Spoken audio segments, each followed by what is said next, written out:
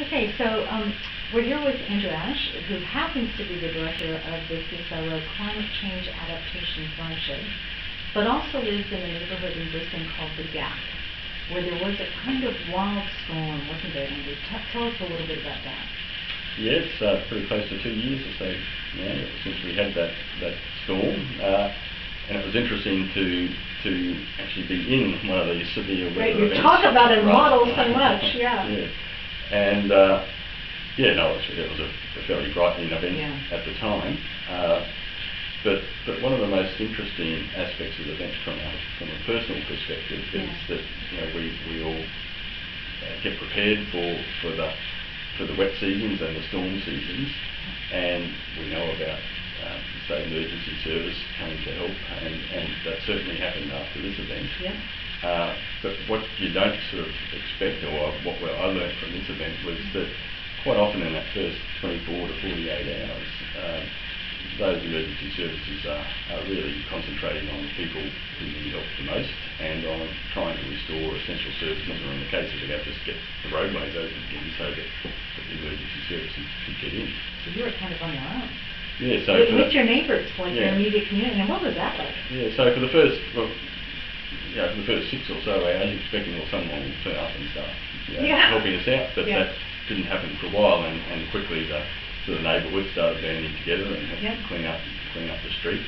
And I think the lesson learned from that is that it does really help to have some community sort of plans and some good community spirit to deal with those events. To actually talk about those things. Yeah, in the first day or so, because it just does take a while for the emergency services to get to the general population who aren't critically or affected in the sense of needing to get to the people. Like you guys right there, that's right.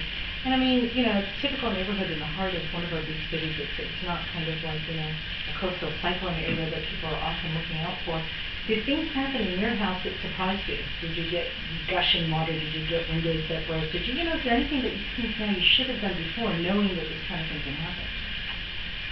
Yeah, the Gap's a fairly green suburb and lots of trees, and we've been paying a bit more attention to the branches and trees immediately close to the house since that sort of event. We've tried to retain as much green vegetation as we can, but just careful about the branches and things that are very close to the house. I mean, there were some unusual happenings.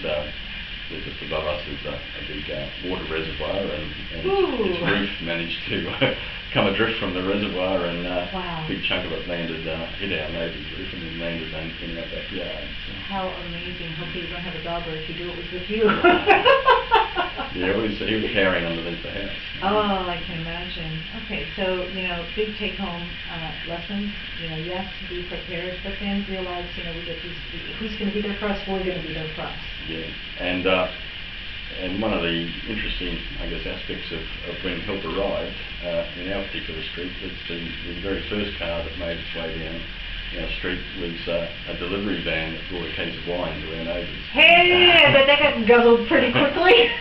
Yeah, so that was some fruits to share around. Okay, thank you for sharing that story. It's all right.